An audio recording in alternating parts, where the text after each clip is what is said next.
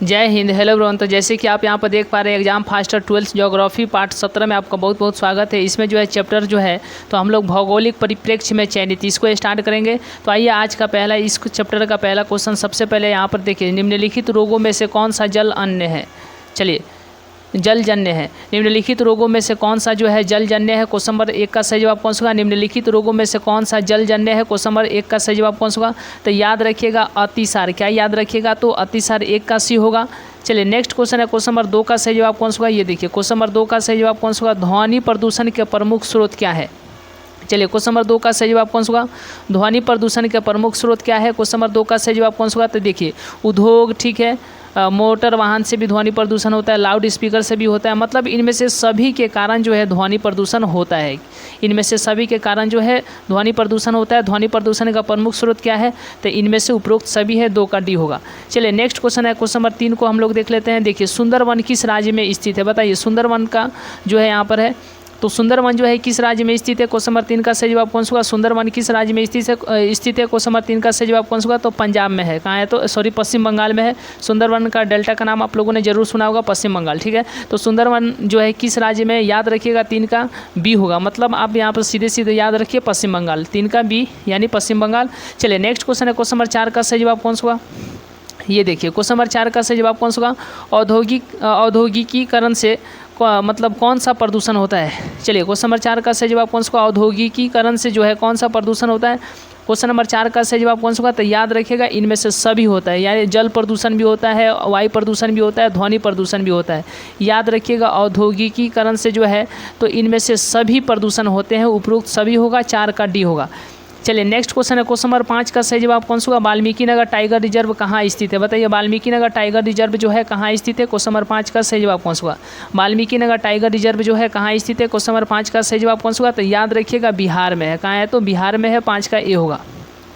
चलिए next question है question number 6 का सही जवाब कौन सा होगा। धरावी मलिन बस्ती किस नगर में स्थित है। बताइए धरावी मलिन बस्ती जो है किस नगर में स्थित है। क्वेश्चन नंबर 6 का सही जवाब कौन सा होगा। धरावी मलिन बस्ती जो है किस नगर में स्थित है। चलिए क्वेश्चन नंबर 6 का सही जवाब कौन सा होगा। धरावी मलिन बस्ती जो है किस नगर में स्थित है। तो याद रखिएगा मुंबई में। कहाँ है, तो मुंबई में, 6 का बी होगा। चलिए नेक्स्ट क्वेश्चन है क्वेश्चन नंबर 7 का सही जवाब कौन सा होगा। ये देखिए पिछले 40 वर्षों में वनों का अनुपात जो है बढ़ने का निम्न में से कौन सा कारण है। बताइए क्वेश्चन नंबर 7 का सही जवाब कौन सा होगा। पिछले 40 वर्षों में वनों का अनुपात बढ़ने का निम्न में से कौन सा कारण है। चलिए क्वेश्चन नंबर 7 का सही जवाब कौन सा है। देखिए यहाँ पर देखने की बात है कि क्वेश्चन नंबर 7 पिछले 40 वर्षों में वनों का अनुपात बढ़ने का निम्न में से कौन सा कारण है। क्वेश्चन नंबर 7 का सही जवाब कौन सा होगा। तो याद रखिएगा वन बढ़ोतरी हेतु निर्धारित अधिसूचित क्षेत्र में वृद्धि। याद रखिएगा वन बढ़ोतरी हेतु निर्धारित अधिसूचित क्षेत्र में वृद्धि, 7 का सी होगा। चलिए नेक्स्ट क्वेश्चन है क्वेश्चन नंबर 8 का सही जवाब कौन सा होगा। कितने पीएच का जल जो है प्रदूषक माना जा सकता है। बताइए कितने पीएच का जल जो है, कितने पीएच मान का जल जो है प्रदूषक माना जा सकता है। क्वेश्चन नंबर 8 का सही जवाब कौन सा होगा। चलिए क्वेश्चन नंबर 8 का सही जवाब कौन सा होगा। तो 3, ठीक है, क्या होगा, तो 3 होगा, ठीक है। यानी 7 पर लगभग जल जो होता है शुद्ध होता है, ना ही अम्लीय होता है ना ही क्षारीय होता है, मतलब उदासीन होता है। तो 7 के आसपास में 6 है, ठीक है, और 7 के आसपास में क्या है, 8 है। तो यानी ये ना ही 6 होगा, ना ही 7 होगा, ना ही 8 होगा। तो प्रदूषक के लिए कौन सा हो जाएगा। तो याद रखिएगा प्रदूषण मतलब खराब, ठीक है, इसके लिए क्या हो जाएगा, तो 3 हो जाएगा, ठीक है, अम्लीय हो जाएगा जल। कितने पीएच मान का जल जो है प्रदूषक माना जा सकता है, तो 3 के, ठीक है, 8 का ए होगा। चलिए नेक्स्ट क्वेश्चन है क्वेश्चन नंबर 8 के बाद में यहाँ पर 9, क्वेश्चन नंबर 9 का सही जवाब कौन सा होगा। निम्नलिखित में से किसे पराया प्रदूषक नहीं माना जाता है। निम्नलिखित में से किसे पराया प्रदूषक नहीं माना जाता है। क्वेश्चन नंबर 9 का सही जवाब कौन सा होगा। तो याद रखिएगा CO2 कार्बन डाइऑक्साइड को। चलिए 9 का सी होगा। नेक्स्ट क्वेश्चन है क्वेश्चन नंबर यहाँ पर 10 का सही जवाब कौन सा होगा। चलिए क्वेश्चन नंबर 10 का सही जवाब कौन सा होगा। तो याद रखिएगा यहाँ तक हम लोगों ने लगभग 12th क्लास के ज्योग्राफी, ठीक है, 12th क्लास के ज्योग्राफी को बहुत अच्छे तरीके से ऑब्जेक्टिव मोड में जो है एक तरह से कंप्लीट कर लिए हैं।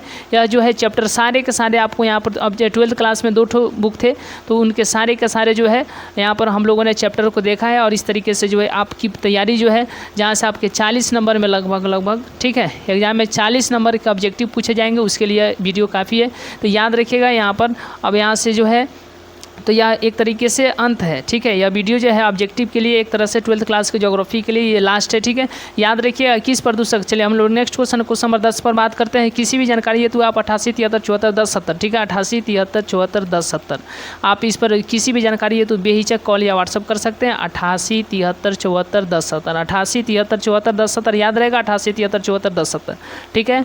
यहाँ पर 88, 73, 74 और 10, 70। ठीक है, तो आपको ये याद रखना है, स्क्रीनशॉट ले सकते हैं। ये देखिए, अब हम लोग नेक्स्ट क्वेश्चन नंबर 10 की बात कर लेते हैं।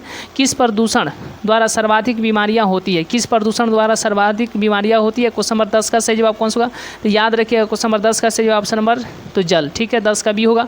चलिए, तो आज की क्लास को हम लोग यहीं तक कराने देते हैं। मिलेंगे नेक्स्ट क्लास में, नेक्स्ट वीडियो में। तब तक के लिए बहुत बहुत धन्यवाद।